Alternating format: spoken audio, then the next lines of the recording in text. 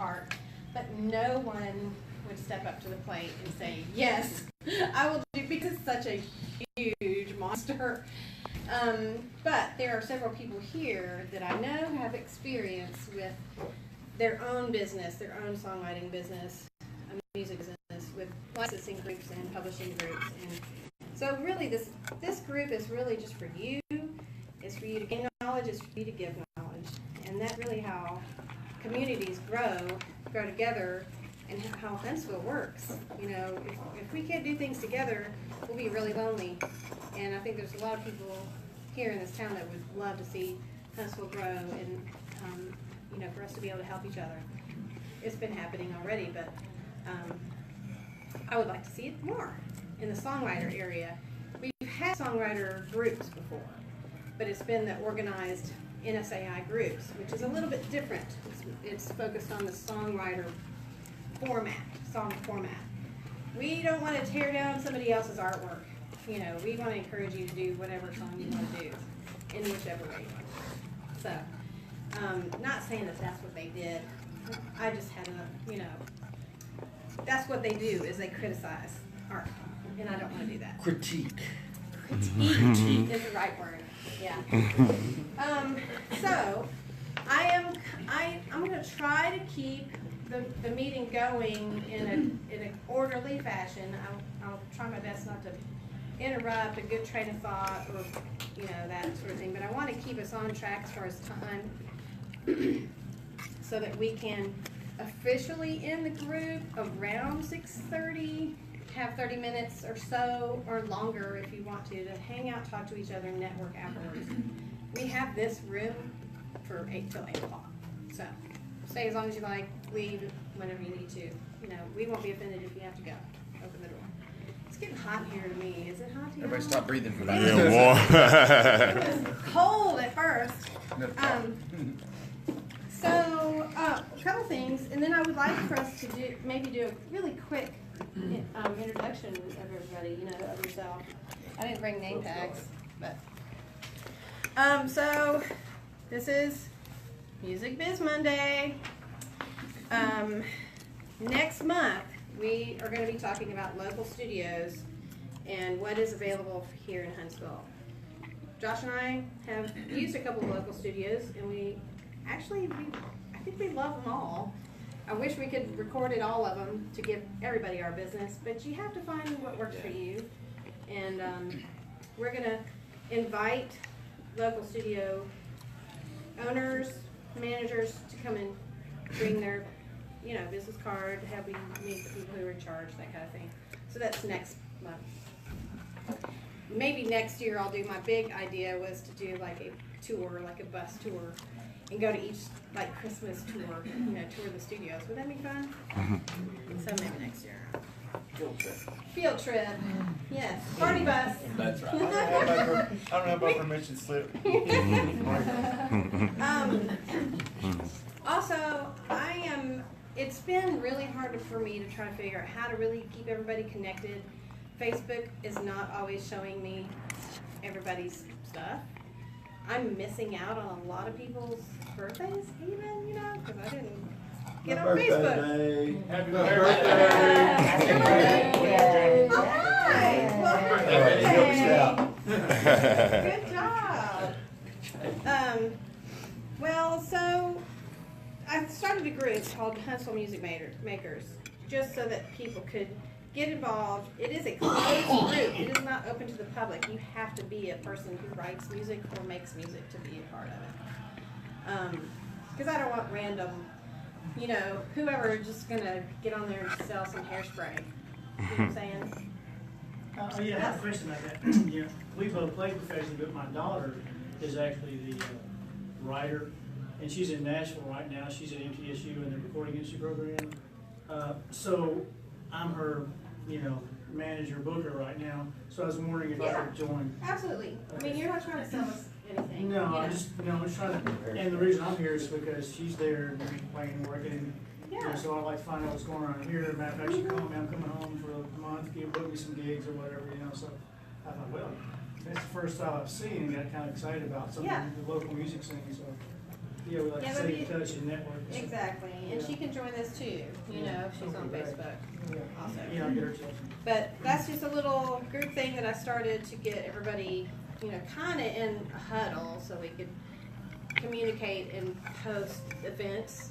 I don't mind if people want to post their gigs, you know, shows they got coming up, that kind of thing. But I would like to kind of keep it business, you know, not be all spammy. So I guess that's it for that part of the intro. Do y'all have any questions about that or who I am? So yeah, let's just go around. I'm Josh, Judy's husband. I'm a local artist, singer-songwriter. Alright, I'm Codie, here with Money Talking Entertainment, record label around town, A&R. Here to soak up the knowledge. I'm John Smith, guitar player, and after coming to this last month, I finally stopped fighting with my first song, finished it, dropped it on SoundCloud, and put it on YouTube. All right. Hey. I'm Frank. I play stuff. Fancy violin for what I Yes. Yeah, incredibly well. Jim Cavender, play stuff, but I also record people. I'm Allie Free, everybody. Local singer, songwriter, musician. Nice to meet you. I'm Josh. I'm not married to Judy. I was gonna say that. Wrong job. I play Nice, guitar nice. and the sky's up. Alright, I'm Brian. I'm a percussionist drummer. Got a little studio at the house. I'm a DJ, mostly weddings. But I'm from Huntsville originally, and I love music, and so I love what's going on. All right. Benny Pittsinger. I'm singer-songwriter, do a lot of writing, some recording. I was born here a long time before you were. Right. So, It's his birthday. yeah. Right. Happy birthday! Happy birthday! Everybody singing 1, 2, 3. Happy birthday to you. Happy birthday to you. Happy birthday, dear Benny. Happy birthday to you. Yeah, woo, woo, woo. Thank you. Where's the cake? It's like a pizza. It's pizza cake. All right, and She's gonna knock full oh, your husband, you want to take Husband and over? wife, yeah, I said, Yeah. we're husband and wife, we play professionally before she sings, I sing and play, but the main reason we're here is our daughter is she's in the Middle Tennessee State's recording industry program. She'll be graduating this year, but of course she put her first CD out when she was 15. She's been to Grammy Camp a couple of times, and she's playing in around Nashville, and like I said, she called me up, said, look, I'll be home for a month. See if you can book me some gigs. So right now, I'm her booker and her agent until she gets rich and famous, and she don't know me. Alright, so I'm Bobby Wells. I don't play music. I don't write music, but I play games. And I own a company called Music Powered Games. So we develop mobile music games for iOS and Android. Oh, cool. And I heard about you guys, and I thought, hey, I just need to kind of maybe come in and connect and see what's going on in the local music scene. So, and we're about to launch a big product in January. You can hear all about it later on. But I just wanted to kind of come by and connect with the local scene and see what you guys are doing. Awesome. Very cool. Yeah, we definitely have people who write music for games. Yeah, this is all about. It's a game that's all about what your music. We have a couple of patents on how to use lyrics to drive gameplay. Ew. So all these games are powered by lyrics of songs that you write. So Okay, the make technology sure you stay actually longer afterwards. it takes the stream from Apple Music or Spotify and hopefully ultimately SoundCloud and etc. And powers the song, and then we go grab the lyrics from a separate database and bring it all together in the gameplay. So you'll see it here in a few months, but that's it's not a commercial. I just want to let you know. I'm like want to kind of let you know what's going on in town, and hopefully you guys we can kind of collaborate and you can get some we can kind of work together in the future. So. Awesome. Cool. Thank you. Hello, Singer. everybody. My name's Christina Lynn. I'm a singer-songwriter from around this area. Awesome. The power couple. And I'm a singer. Ladies first, ladies I'm first. Reed Strawberry, and I sing professionally. Awesome. You know, I'm Phil Williams, and been dabbling with music since I was a kid, but I've set up a recording facility and I've saved some money, and I'm looking for an artist that realizes that they have to get out and hustle to make a career and get the eyes. So I'm looking to record and produce and distribute and push. Instead, you got a good recording facility, but so does everybody, and that's kind of what I'm looking for, is, you know, artists that are realizing what the current business is all about. Very cool. And I'm Lisa Williams. I'm the guitar player, one of the guitar players for the band Jedi, and we play around town and different places. So I'm here to connect with other musicians that I don't normally, you know, get to meet. So I see some new faces, and also what's really cool is we're probably Facebook friends, but I've never met you in person. So that's You're real. I'm looking forward to meeting people in person. So. Indeed. Right. And we met as I was her guitar teacher, so you guys need to start teaching Oh. lessons. That's right. We'll work piano lesson later, actually. Many years ago. That's awesome. Very cool. How about you? Marcus, Me, you okay? all right. My name Marcus. I go by DJ Scissorhands. I'm a turntablist, MC, videographer, photographer, producer, mixtape, radio, anything. I'm ready to collab. I'm interested in what everybody's got going on. I work with bands, hip hop, artists. You know, I know I'm not the only rapper, but any of y'all want to cross over, try the wild side. All right. Awesome. All right. And I'm Damien. I go by the name of Yellow Skywalker. I'm the CEO of Money Talking Entertainment. I'm a rapper and songwriter. And I'm just here to learn a little more about the music industry. Awesome. Very cool. I'm Steve O, professional piano player around town, singer-songwriter. That's about it. Judy. Oh, no, Codie G. My name is Codie G. I'm a Huntsville native. I'm a co-founder of a company called Slow Motion Sounds. I've managed G-Side, the Block Beaters. We've had placements with Grand Theft Auto, Sony Pictures, been featured in Spin, New York Times, Forbes. I've been in business 20 years. Pretty much 85% of the hip hop that comes through the city, we deal with it. We have a studio in Sweden, so we ship artists overseas, and you know, just try to. Our main focus is to find musicians and talent here, and not just keep it within the local parameters of Huntsville. Our goal is to do what we've always done: get music outside of the invisible borders called Huntsville. So that's one of our biggest things. I'm also part of the Mid-City Development, the 7-2, which will be a music incubator, be located right next to Dave & Buster's. What we want to do with that incubator is we don't want to take away from people's individual spaces of creating, but finally give Huntsville a co-operating space of musicians to where we can come and dump off energy. So, you know, they've got it for the scientists and the engineers. So the 7-2 would be that platform or launch pad to where we can continue doing the things that we've done over the past 20 years. So I want to meet everybody. Music publishing and music licensing is very important to me because, like I said, we've got checks with video games, 2K Sports and things like that. And in an age to where CDs aren't selling and streaming is kind of a iffy thing, this is where the money's at. So I'm glad that you guys are doing this and to really get that sense of knowledge of what music publishing is. So glad to be here. I'm so glad you're here because you have a lot of experience that you can add to, most definitely, to the brain base. Yeah, it helped me come in the Huntsville scene years ago. So So one of the first things that that pops into your mind, or may not, it should, is licensing. And we talked a little bit about this last month, but hands up for anybody who has a licensing organization. Okay, So One. 1, 2. Well. So BMI, Just short. ASCAP, BMI. BMI. Your BMI. I thought you were. ASCAP. ASCAP. BMI.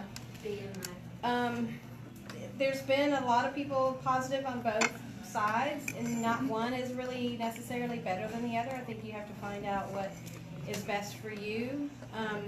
Before we get to that, I would like to talk about the membership organizations for the songwriters, just for a few minutes. And we've got NSAI, which I just got my card in the mail today, actually, because I finally became a member after all these years. But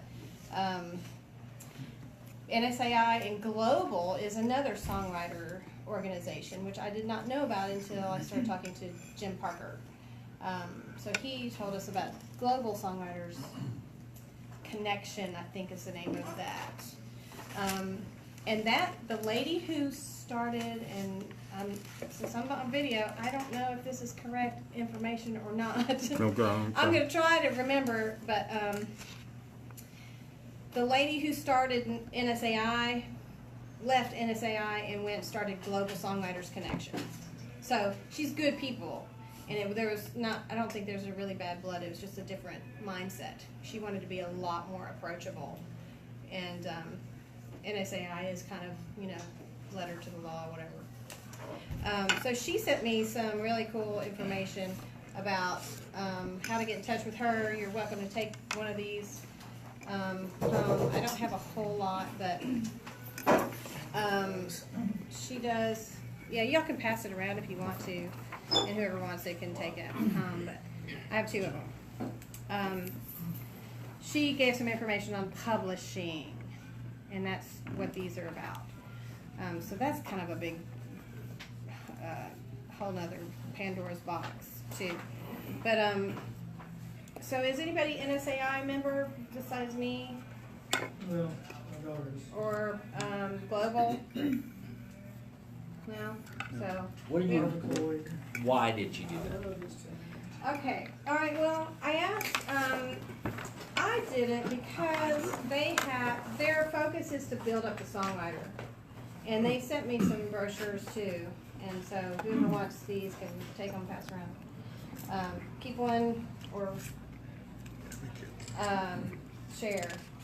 This is it's a membership organization, so I'm paying $20 a month to be a part of it. And what I get is opportunity to attend their workshops for free. They really want to build up the songwriter. It's really mostly geared towards commercial songwriting. For people who want to have a publishing deal and want to make it as far as being in those circles of writing for other people, selling their songs. They don't really say that term, but being a published songwriter with a recognized publisher and making money by writing for other people. So they have pitch to publishers events. So that's where you pitch your song to a publisher, which may go to Keith Urban or whoever buys songs.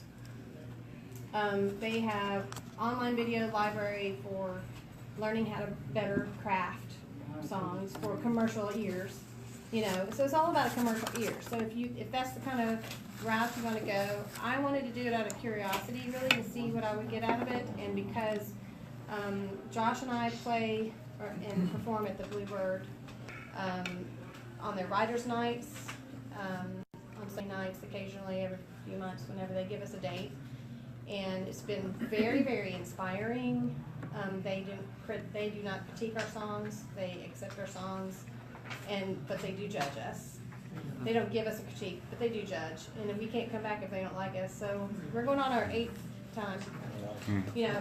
This is not all about us, but it's all about the song, and that's how you do it. If you want to be at the Bluebird, you have to be a member of the NSAI or live close by, within 100 miles. They will, for that fee, they also give you song critiques. So I decided to submit one of my songs and see what they said. I didn't really like what they said. But I don't care, because I'm not trying to sell to a commercial market, you know. But they told me my son would probably be titled something different, you know, and some of the stuff was like, just move this around here and there, you know, but otherwise it's a good crafted song. So the benefits of having the membership is that, and I'm not really trying to sell this, you know, to you guys. I just want to help share it. I don't know what local does. I'm learning about it.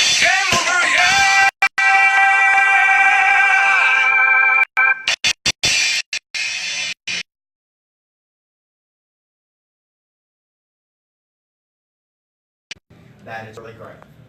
Okay, now I'm a writer, but they do that, and if something you're interested in doing, that's one of the things that they really push it. They really want to promote co-writing and building relationships with other writers, and that is a really big thing with an SAI. And it's great for co-writing. It's not great for licensing, but it's great for writing. Yes. Well, that all might change with the new law. We're not even going there yet. Not for state licensing, but go ahead. Right, for state licensing. Yeah. They have writing rooms. That's what's the next thing I was going to say. In right. their office in Nashville, they have writing rooms, and it doesn't cost you any money if you're a member. You can go up and reserve their room, get together with whoever, another writer. They have a piano in there, couches, table, and you can write. You know, they have neutral like opportunity. networking events too, things that kind of where you can introduce to other other people that may want to write. kind of what 7-2 is going to start doing? Yeah. So what I like about like a situation like NSAI is, which Huntsville doesn't really have right now. We're kind of starting with what you guys are doing. When you're in those rooms and around more people, it's opportunities. And I think a lot of people are looking for the end goal, but what you need more of is opportunity. So when you're in a room of like-minded people, and the reason they push the co-writing situations is the better the song may be, the better the writers that's on the record. So that writer may know somebody that you don't know. You may know somebody that they don't know. So it just puts more feet on the actual record for a better opportunity. It's really networking more too. So. Yeah. Any idea of what would happen if a collaboration became a song as far as ownership rights? You usually establish that with your licensing organization when you register your song. No, say you join NSAI and you pay the fee and you're collaborating with somebody. Do you know how that works as far as who owns the song, who gets the writer's credit? Whoever's writing. The writers. So whoever's in the room. They're not even a part of that. You decide what percentage of the song is yours. You got to work that out. Okay. Write it down. You got to work that out. You write the song down. Good. Wait till after it's the writers end up working better when you start out. And I'm not selling it, but one thing we use is called splitsheets.com. So in the old days, you would go in and write out a split sheet. But today, you can just go online, plug in everybody's percentage, and you can email them before they leave the room.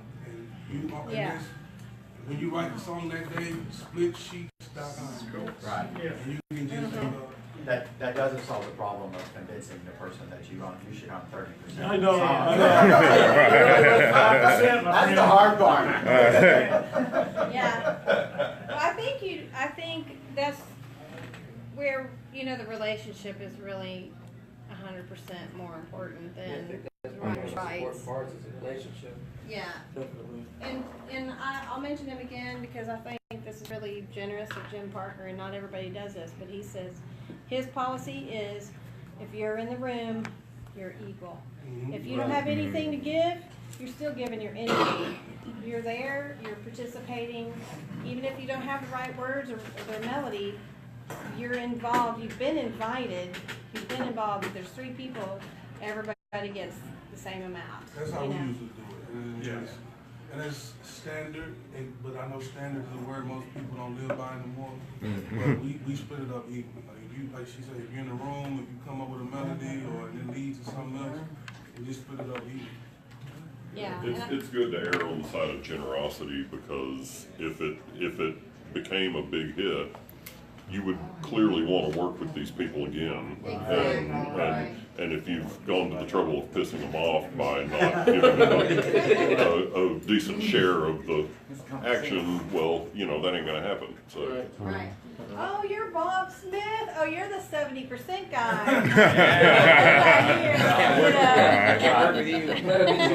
It's so fast. Right. I was asking because the Marvin Gaye lawsuit has changed everything.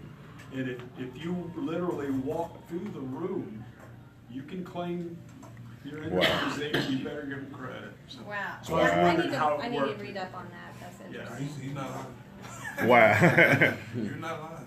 Yeah. Oh, yeah. Yeah, Well, sometimes- there's a lot of music insiders working to appeal that Marvin Gaye case. It's the same as, it's almost the same way that happened with Elvis. If you look on any Elvis song, there's over almost some of them have 20 writers on it.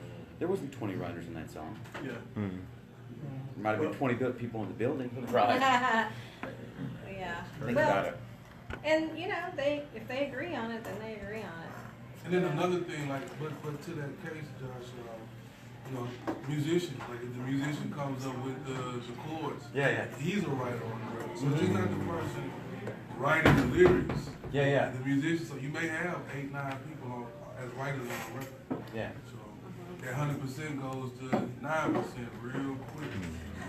Yeah, there's also the whole thing these days about like purchasing beats online, where it's essentially backing tracks where you wind up writing your own melody and words to go on top of that, but clearly these people have a stake in it, you know, and so, and I don't know right off the top of my head if anything like that has ever become like a huge hit, but if it were to be, yeah, they would, you know, they would probably be making a claim for at least half, I would think. But for You know.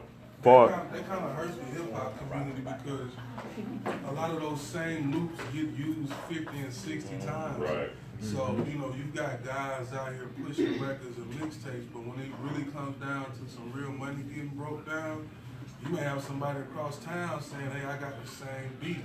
So that's one of the most trickiest things in the music industry, especially in the hip hop world. You know, just guys just pulling records off the internet, throwing it on iTunes like it's theirs. You don't know who the writer is. So if this record catch flames on the net, and now Sony's calling and we want to put it on a movie for $50,000, it stops right at that point. So it's a weird time that we live in when it comes to publishing. So to have this conversation in the digital age is very smart. So I commend you guys for this one. It's a hard one. So licensing, you know, that's a good, you know, question about songs.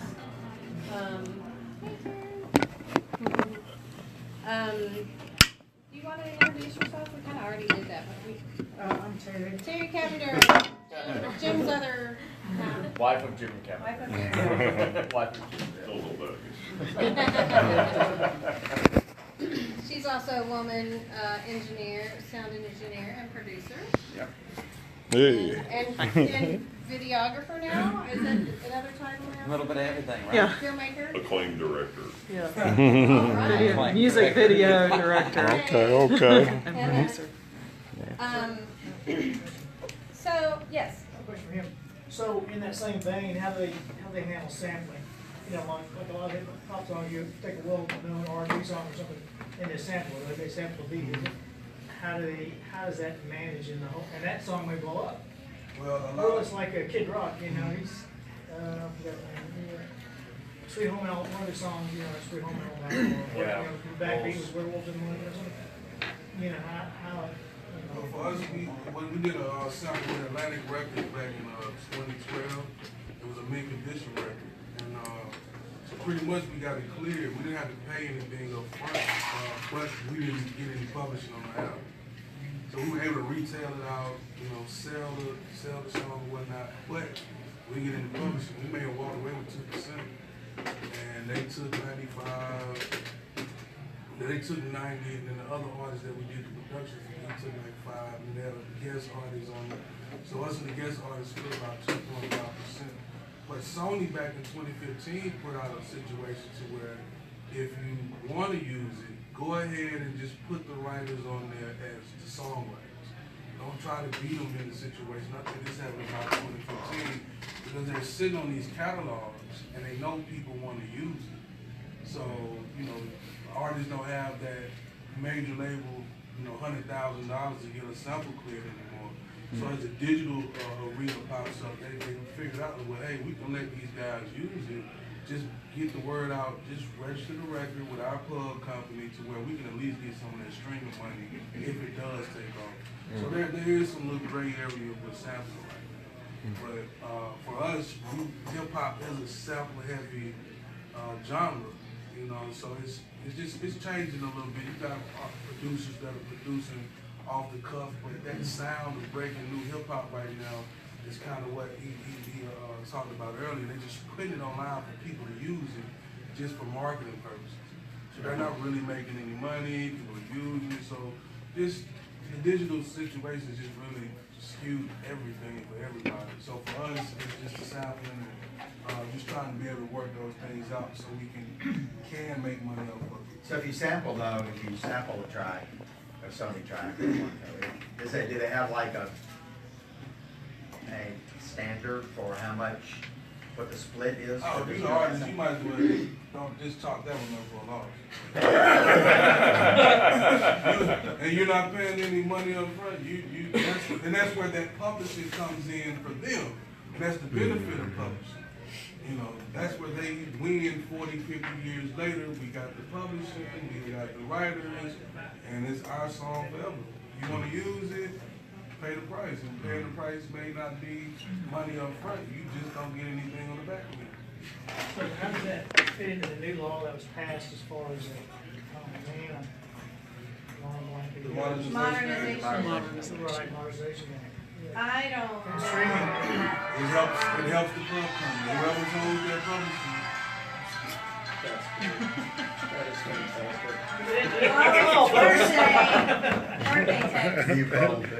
That Modernization Act helps whoever owns that publisher. So it's a purchase-led record, and today I sampled that, and it goes on Spotify, iTunes. They're probably going to use something like Sound Exchange. Sound Exchange is what tracks digital. They like the digital aspect. Fingerprint. So, fingerprint. So they're going to follow that ISRRC code that has all of that data of who wrote that record. And so that Music Modernization Act is going to help them. So when that company, the Sound Exchange, goes out to distribute that money, I probably won't get anything off their record. They're going to send it to some guy in the shows. So one of the things that we're trying to do is to help those guys. We'll say, well, hey, this Music Modernization Act can help you. I need that sample for marketing purposes. So we're trying to work with these publishing houses to show them the benefit of, or even educate them on what's going on, because a lot of them don't even know what's going on right now. So don't let that music just sit there. Let us kind of do the heavy lifting forward to get you some of this digital money on the back end. And that's what I want to kind of seg into is, so BMI, ASCAP, and CSAC, and this is what I've learned, and if somebody else can say it much better, please raise your hand and take over.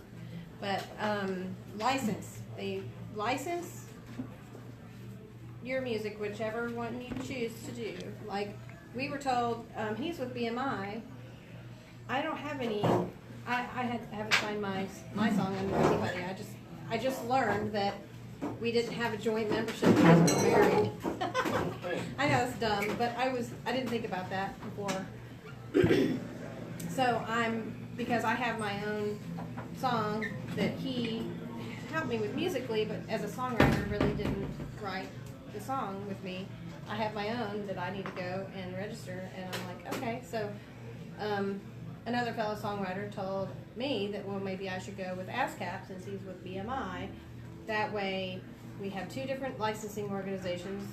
You know, we can work out and see which one we like the best, and you can leave them at any time you want to. But you do have a contract. I think they're 1 or 2 years. You know, It's 2 years for BMI, 1 year for us. Okay. I think BMI was 2 years when he signed up, and it is regenerating. So, so what I'm trying to learn right now too, and if somebody else wants, before I go into the publishing part of it, if anybody else wants to talk about that licensing, or if you have any questions about BMI, ASCAP, or CSAC.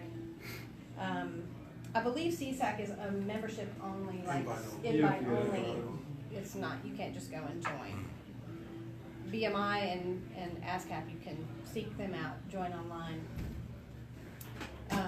So did anybody have any questions about that particular Yeah, so topic? definitely, well, licensing the song, you want to put the licenses on it before you put it out in general, like not even on the promotional aspect of it.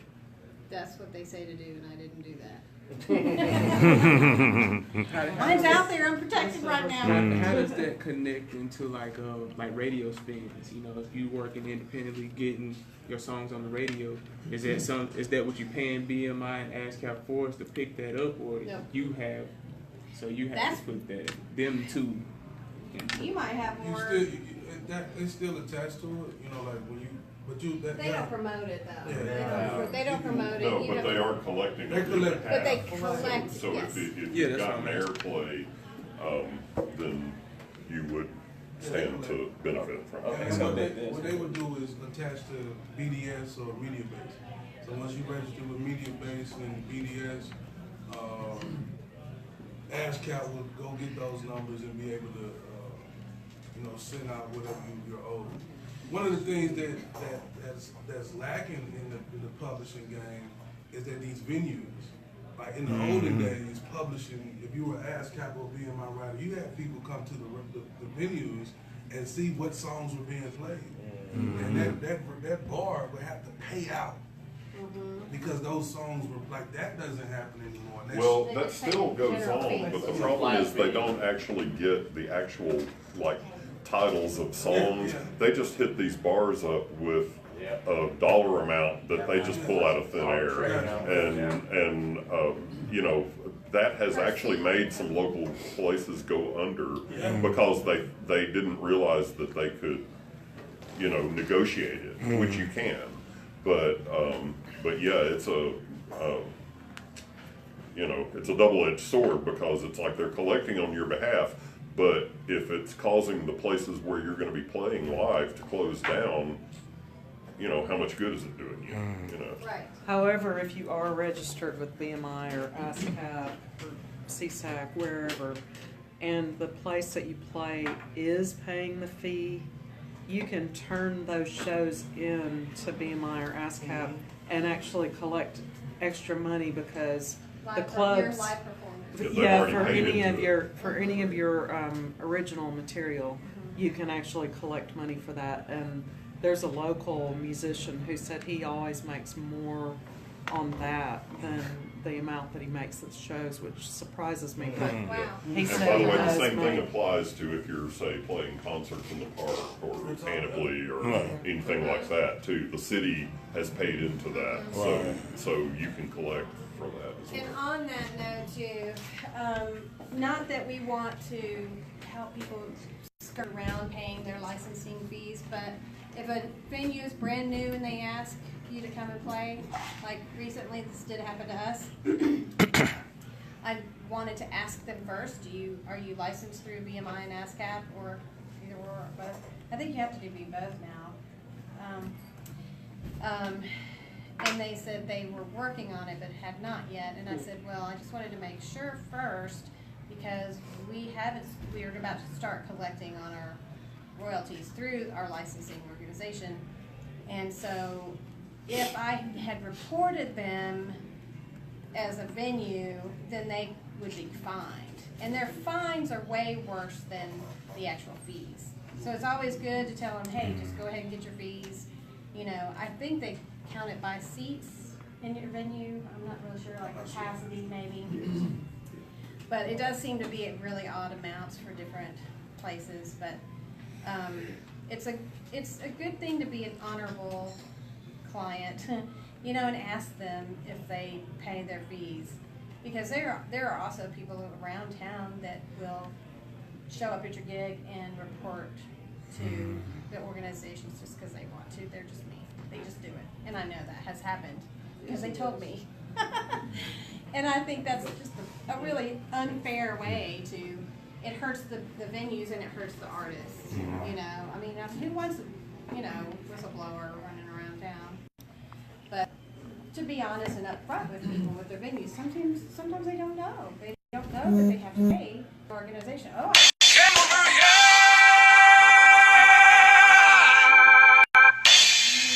license because you've got a jukebox over here and we're playing too. So we don't want you to get in trouble. And from what I've been able to understand, that there's a different fee if you're going to play music, just string music versus live. And that's something that I never got into. But there are venues that will ask you to only play original material. But BMI doesn't care. If you play only original, they still will come in and find that club. For their own BMI. Right. People. Yeah. So there was Keith Moore from up in Nashville had he runs that Nashville Rising Star. He had a long discussion the other day on Facebook about that, and he was saying that these people who go out here and play these little clubs and then turn in the playlist to BMI, all they're doing is snitching. And BMI immediately sees that and says, "Oh, they're not licensed," and comes after them. Wow. So these artists may be making a dollar, or two for turning it in, but they're losing the venue by turning it in. Right. Yeah. So we don't want to see that happen. As the DJ, though, it's the venue's responsibility to take care of ASCAP and BMI, right? Yes. Right. Yes. Like, it has nothing to do with the performers, so they shouldn't be saying anything. I tried to talk to BMI. I said, "Can I buy a troubadour license that allows me to play anywhere?" No, there's no such thing. Every venue has to be licensed. That's the way I think it ought to be anyway. But it should be up to the performer or the DJ or whoever to decide what songs they're going to do and pay for that. Because the club has no idea what you're going to do. But that gets to Judy's point of just check with the club before you turn it in. Yeah. Well, my big argument, if they're paying it anyway, then you can get some money back. Was why, if you have a club where people only play their own songs that they wrote, then why do they need a license? Right. And of course, BMI's argument is that even though the club is paying you to play there, they still owe you royalties for the song that you wrote. And if they're not licensed and they don't turn it in, then they're shortchanging the artist. How do you become licensed? You have to apply to BMI and ASCAP for a venue license. And it's according to how many shows you're going to have and how many seats are available for people to listen to. So how does, say for example, if you play a mix, originals and covers, how does that affect the payment that they make to BMI or ASCAP for that, or doesn't it? It doesn't. They don't calculate real. No, they pay on a Flat flat fee. basis. It's irrelevant to what you're playing. Right. And it just add, because I come at this from the sync licensing side of the business, so PRO, you need to, and we have to pay PRO fees for when because every time someone plays a song in our game, it's a public performance. So we pay in to BMI and ASCAP, and roughly 6% of our revenue will go to BMI and ASCAP in aggregate, and CSAC. And then there's also the new G something thing. Anyway, there's another fourth one that's out there. But so anyway, that's just for public performance. So if you, that doesn't cover, mechanical royalties for mechanical or royalties for sync licenses. So, and that's really where you need a publisher to, or you got to self-publish and then get out there and do your thing. Right. And the publisher or yourself has got to promote that song and find a place for it to play in a video game or whatever. But if you're performing, you got to have, that's kind of, if you're just writing and performing, that's where you've got to, I think it's right to make sure that venue has got is paid. It's paying BMI and ASCAP because they're going to shut them down if you don't. If you title on it, it'll shut them down. But anyway, just kind of make sure everybody understands there's three things, right? You got to worry about. You got performance, sync, and mechanical. And all of that is like opening that Pandora's box. You know, there's a lot of stuff in there. And one of my biggest blocks is trying to figure out the whole publishing deal. You know, like some people say, oh, you need to have your own publishing company. You know, people have done it for a long time. If you write songs, you're in a band, you have my band publishing company is written in the liner notes for each song. You know, they publish. They not only have their songwriting PRO, you know, organization, the performance rights organization. It took me a while to figure that out too, because I thought PROs and publishing were the same, and it's not. So when we signed up with BMI, they did not ask us, do you have a publishing company? You know, nothing about it. When I started looking into ASCAP, they say you need to have a publishing company, because when the mechanical royalties are paid, when different royalties are paid, they pay 50% to the songwriter and 50% to the publisher. Well, so the people, you know, on one side, they're just getting 50%. So who's getting the other 50? Oh, right. the Steve Baby, they're the publisher. You know, I did not realize they're getting the other 50%. So when we did our the Rockstar games and 2K Sports and Sony, the benefit of us having our publishing company is that we got everything. It didn't go to another person to You own the publishing for that song. everything. As opposed to signing up with Spirit or So it's like the Birds of like Admin it's or Warner Chapel. 50% to the writers, and then the other 50 is the masters. So like who owns the masters? So, And then you would have to break the payment up, like how you said it was like the standard.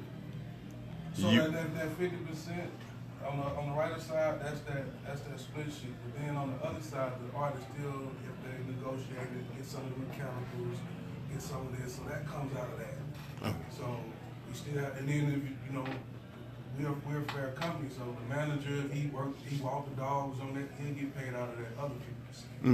So you know, it behooves you to have your own publishing company. Did you have to hire an attorney to do your? Okay. Are And they then are they full time, or did you get like? Just case by case. My Nick Rosenberg, Peter Rosenberg from Hot 97, if you're familiar with those guys in New York, his older brother was our entertainment lawyer. So after dealing with lawyers and reading the contracts ourselves, we just, you know, this is DIY age, and we're featured in Billboard for DIY, number 5 independent company in the country. So we just went and got a book, everything you need to know about the music business. We started reading that and studying that ourselves to where I don't need to send you $2,000 to read my contract. I do that myself. Right. I redline it myself and negotiate my own situation. And so our last 2 situations, we did all that on our own. So I'm not saying everybody can do that, but you know, a contract is a contract, and at the end of the day, you want to negotiate your side, not what they're sending you. Right. Because they send you something, don't mean you sign it. So if I don't like that, I'm not doing it. So I still keep a lawyer on my side, but I don't need him to read my contract for me. That's just another $1,000 that I keep myself. With BMI, you can be your own publisher. You don't have to have a publisher with BMI. You can even co-write with someone who does have a publisher and split the publishing rights with them, even though you don't have a publisher. But what's very confusing to a lot of people is with BMI, it's not 50-50. It's 100 and 100. It's 100. I mean, my bad. It's 100. Yeah. Okay. You have 100% of the songwriting, and you have 100% of the publishing. So if I co-write with a boy which I do frequently, who has his own publishing company, then I would claim 100% of, let's see, that's confusing. And see, we would want to split the songwriting 50-50, and we want to split the publishing 50-50. But somehow it won't let you do that. So I have to take 100% of the songwriting, and then he takes 50% or 100% of the publishing. It's very confusing. It is. But How do you know one's not gonna pay more than the other? they're split It's equally. supposed to be split equally. Percentage is equal. Because when he, like the 100, it is, I say 50/50. Yes. But it is 100/100. I think I said that number first. When we get our contracts from Sony, they'll send a complete package for the writers, and they'll send another complete package for the publishing side. But that number matches up. So if it's 20,000 for the writer, that pub is gonna be the same. I mean, that publishing company with another $20,000 check. So all in is $40,000. So it's 100/100. You know. But just in layman terms, you just split it. So I guess there's a lot of opinion, it seems like, whether it's best to have your own publishing. And I kind of wanted to bring that up and talk about, who has their own publishing company and what have you done with it? How have you used it? You don't necessarily have to have a business license to have a publishing company. Is that correct? Oh, we have one. There's an EIN number. You collect revenue, you get, money flows into that company, you have to have a business. I publish through TuneCore. Well, I mean, as an individual. If you I publish through TuneCore. Okay, well, TuneCore is a distributor. What's the And difference? yes, they do have publishing also. What's the Yes. difference between TuneCore and ASCAP? What's the difference between ASCAP is your licensing for the song, and TuneCore is a distributing company where you pay them to take your songs and send them to iTunes, Spotify, and all those places. Right, okay. And then they collect your money for you. Which man? For the mechanical royalty that you Yes. pay. For the Not mechanical. PO, not the public performance royalty. And that's why Right. you need like a sound exchange at that point. Because the Right. sound exchange will go and get the rest of it. But TuneCore, Well- DistroKid, maybe. TuneCore and I'm not sure about TuneCore and DistroKid, but CD Baby I know will collect my BMI royalties for me too. But they may go out of business after what Spotify just did. So once again, it would behoove you. We gotta learn more. Because with Spotify allowing artists to upload directly, you don't need a distributor. That's right. So Apple Music and all these other places are going to have to go to that same concept just to compete with Spotify. Right. When does that fall into effect? In the next 6 months. They just put that out maybe a month ago. So once you won't have it, like when we were going, our last deal was right after A$AP Rocky came out. So we were about to come out through RCA. We had did everything ourselves, so signing a major deal at that point didn't make sense. But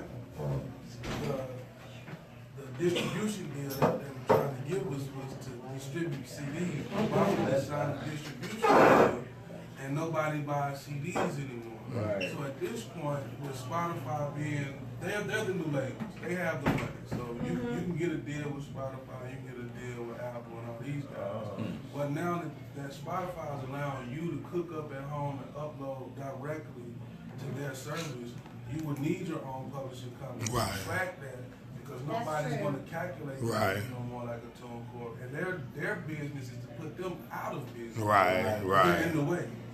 Right. So once you can upload directly to Apple, TuneCore be gone, DistroKid be gone, and CD Baby may be gone. Right. Just depending on how they can maneuver with the new way to distribute music.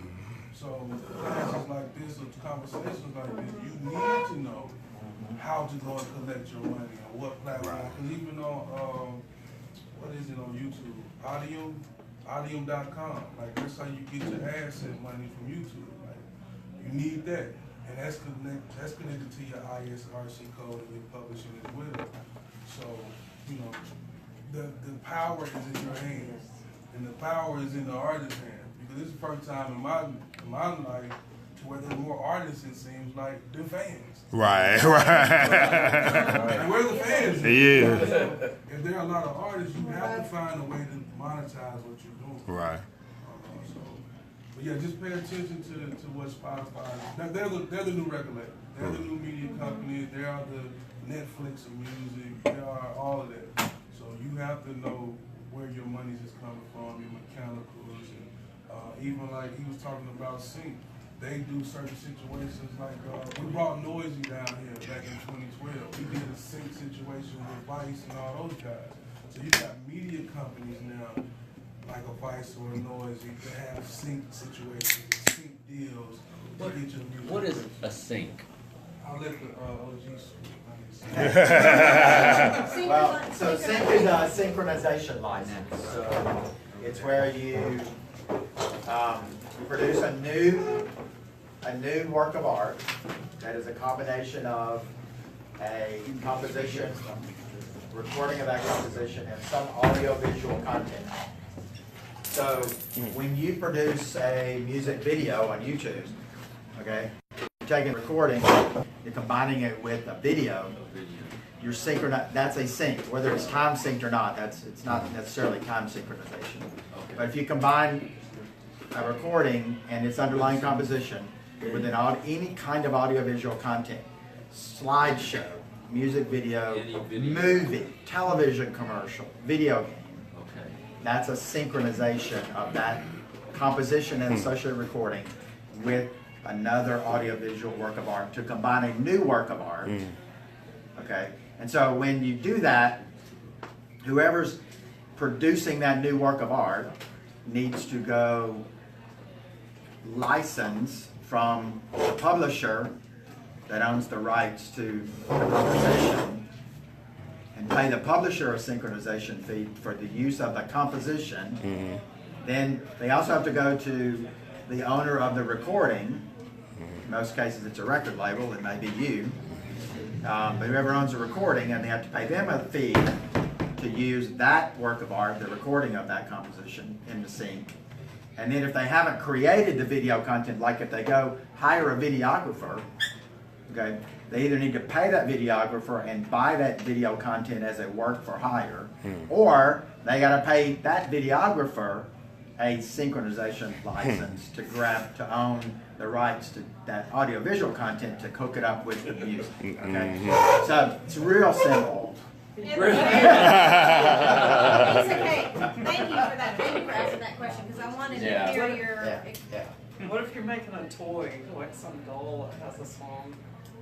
That's also, a toy is a work of art. That's also a synchronization thing. So if you embed music in a recording in a toy, that's a sync license. And that's why you can't use somebody else's song in your YouTube video or somebody else's recording. Right. But you can perform a song live, a cover song, someone else's.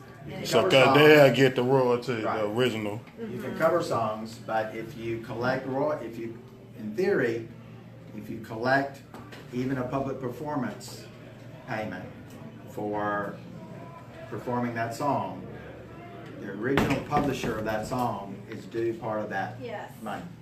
Right. And representing the songwriter, that was the original songwriter of that original competition that you're performing. But what BMI does, by you saying, here's my list of what I played, they pay them. Okay, so you don't have to worry about that because your PRO handles all that as an independent songwriter and performer. If you were to go sync that, that's a different story.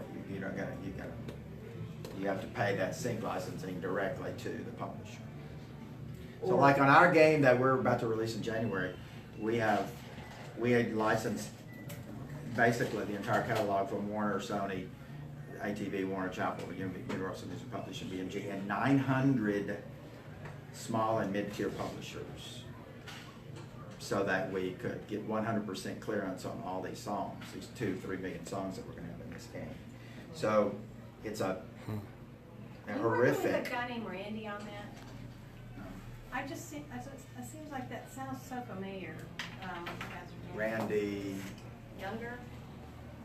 Is he with a certain publishing company? No, he was talking to somebody. It was something. I don't know if it was a game. I think it was just an app that lets you sing something. Okay. The original work of art. Yeah, so there are a lot of karaoke apps out there, Musically, TikTok, Similar, now but TikTok. something different. With your Facebook. with your sync situation,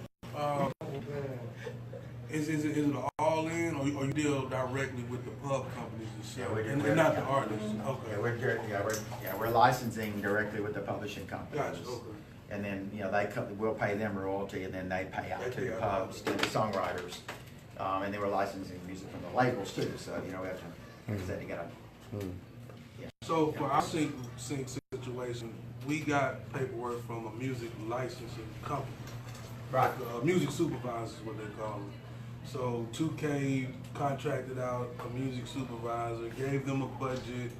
They went out to the pub companies or the artists direct and dealt directly with the artists. So we saw sync from the music supervisors out of LA and New York and stuff. Yeah, so they found your song and said, oh, this is a cool song, I wanna put it in there. And then, so they were basically your rep, they represented your song into EA or whomever for the game. I wonder if the new YouTube format too is going to play into that sync licensing. They're offering memberships now for your channels. So if you want to pay to the artist or the channel to see it first, or is it you pay for like premium premium content that they're producing? It would need to be original content, not covers. Oh, yeah. Because there are a lot of YouTube artists out there making a lot of money doing covers. But YouTube is just like a label too, so if you upload an original piece of work to YouTube, is that your sync license? What was your question? If you upload original content, original work of art to YouTube, is that your sync license? No. No. If you record your own performance of a song that you own, okay, so you own 100% of the intellectual property. Okay, so when you push that up, you own that. Okay, ideally you have a publishing company, but even you sign up with a PRO. So you own all that, and then in theory, any money that is accrued or comes from the views of your work of art on YouTube. YouTube will pay a PRO for the public performance of that, because YouTube is basically a public performance venue.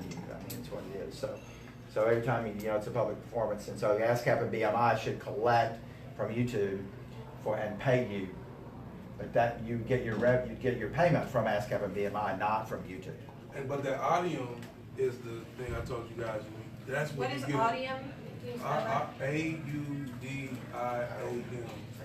and that's kind of like a profit share into the ad. So if you get enough, you start getting your views, and that first 5 seconds before you can skip it, they pay for that 5 seconds. Pay YouTube to place that on your song. So Audium will go out and collect your ads. So now, if you look at certain videos on there, they make you watch the whole video, but that artist or whoever's on there is getting a piece of that complete video shown. So Audium is an automatic content recognition technology. So like Sound Exchange? It's like Sound Exchange or Shazam. It's like Shazam. Okay. So they automatically detect, they listen to the frequency signature of the song, and they say, oh, that's this guy's song there, my song, and so they identify that, they assign what's equivalent to an SRC code for that song, and then they track it, and they say, okay, this thing has got 14 million plays today, and we generate this much revenue. We owe Josh's PRO a certain amount of money, and then Josh gets paid by the PRO. Word.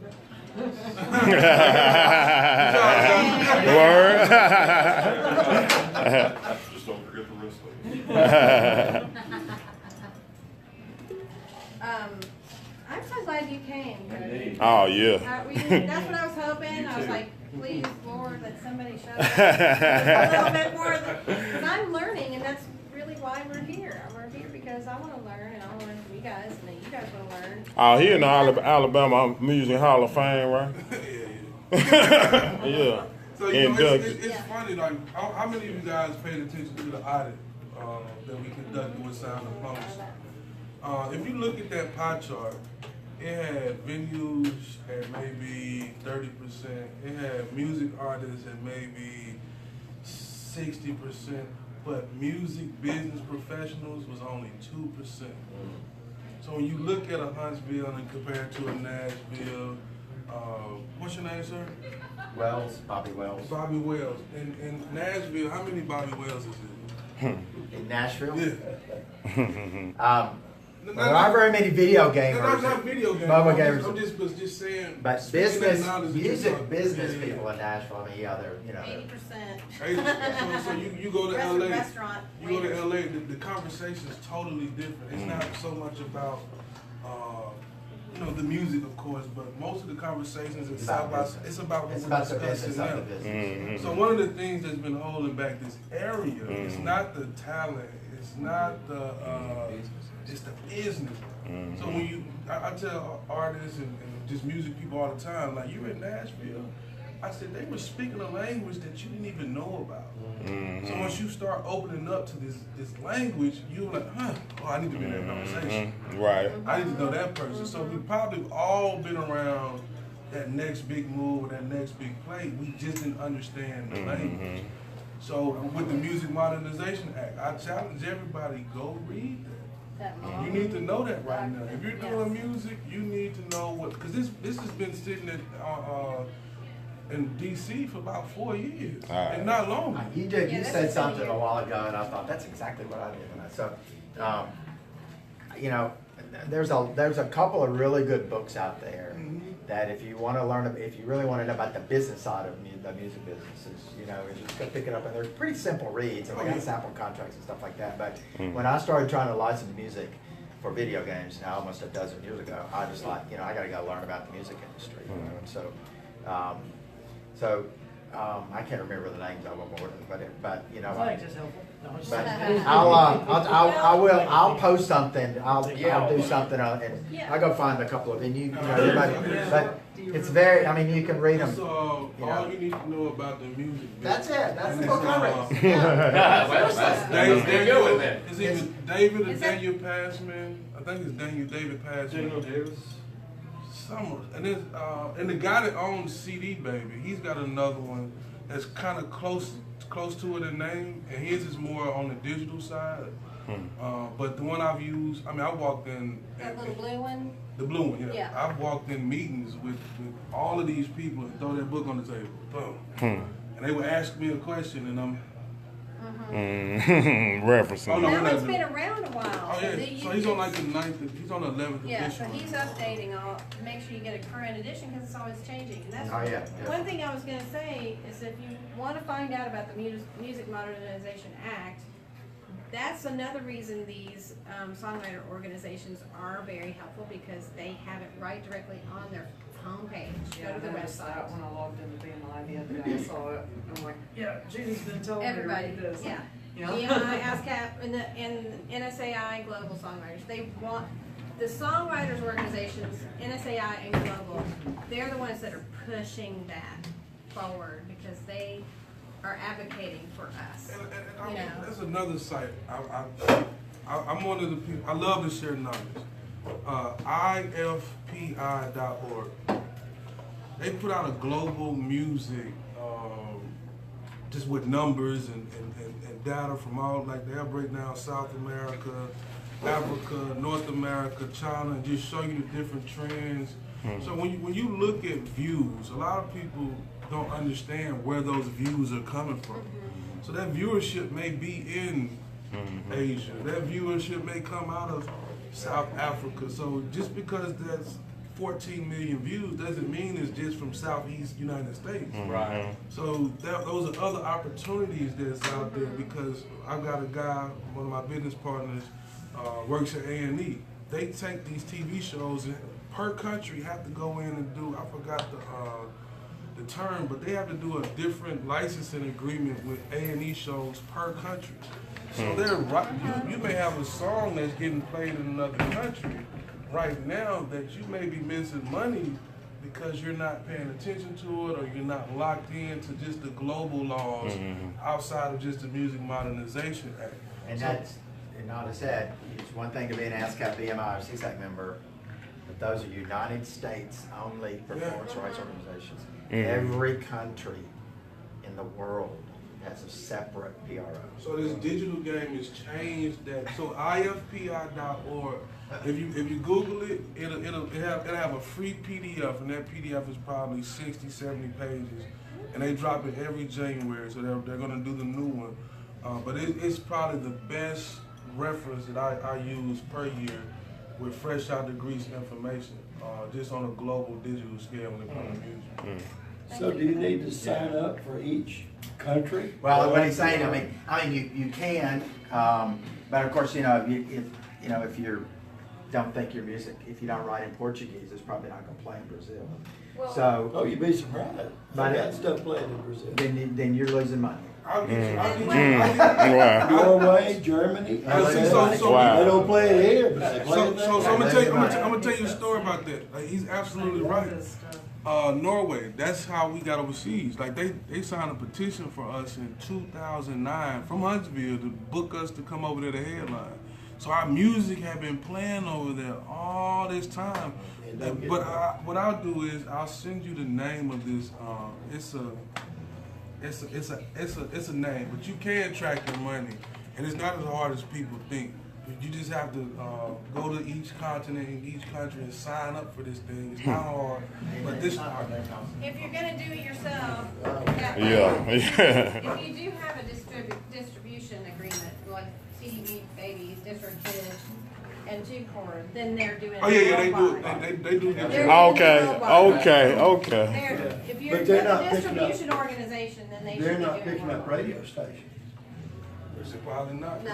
It's just okay, so you're talking radio. Sites.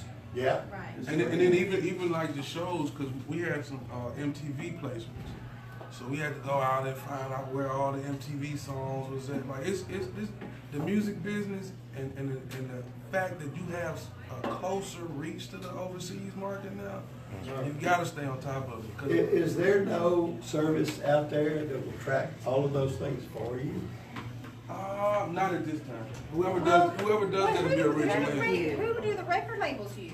I mean, there are people that start in their own record labels. Well, record labels have, they still have, like they have a Sony Japan, they have a RCA Norway, so they have people on ground. But even the indie labels, like Southeastern Records and Jay says, how are they finding out? I mean, there's got to be. I've enjoyed being here, guys. I bet my wife. I appreciate that info, man. I love y'all, but I gotta go check all out together with my wife. Great to meet all you guys. Do you have a card? Yeah, I do. I got Need some cards. I definitely want one. Okay, well, I've got. Yeah, there you go. There you go. We're gonna stalk you. You can. I mean, we're kind of. It's musicpowergames.com. Yeah. Cool. I'll take a picture. I'll be back. So we meet again in December. Yes, first Monday of every month. I enjoyed it. Okay. It'll be easy, man. Look forward to seeing you again next We month. look forward to seeing you. Okay, y'all have. Bye. All right. Nice to meet you guys. I will take a picture and post this on the event. There's just a thought that I have that's on my heart. Huntsville's probably greatest struggle and greatest probably strength is our community is so diverse. Mm-hmm. Yeah. And so it's a struggle with like most music cities have like a certain genre of music. But Right. our city's so diverse. Right. It's all over the place. And with everybody that lives here, everybody plays music here.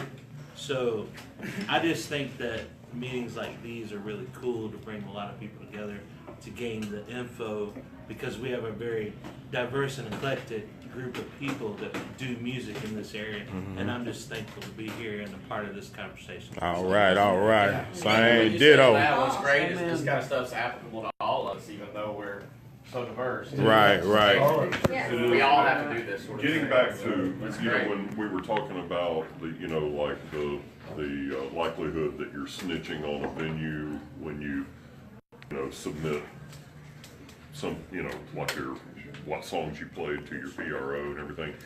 It needs to be pointed out that in Huntsville, unlike a lot of other places that I've worked, club owners don't care what you play. They don't put any limits. And I've played in places where they actually want to see your song list, and if they don't see old time rock and roll or whatever on it, you don't get the gig, you know, and it's, you know, yeah, and like in Huntsville, everybody's, you know, they give you a long leash. You know, they don't want you running people off, but outside of that, they'll let you play whatever you want to play, and that kind of deserves rewarding on some level, you know. So it's like if you talk to them and they have not, you know, paid up with BMI and ASCAP and so forth, don't report them. You know, I mean, there's no point in putting them under if they're actually doing you a favor compared to the rest of the world out there. You know. Agreed. Well, I was playing out in San Francisco, and a guy came in, sat down at the bar, drinking beer, making notes.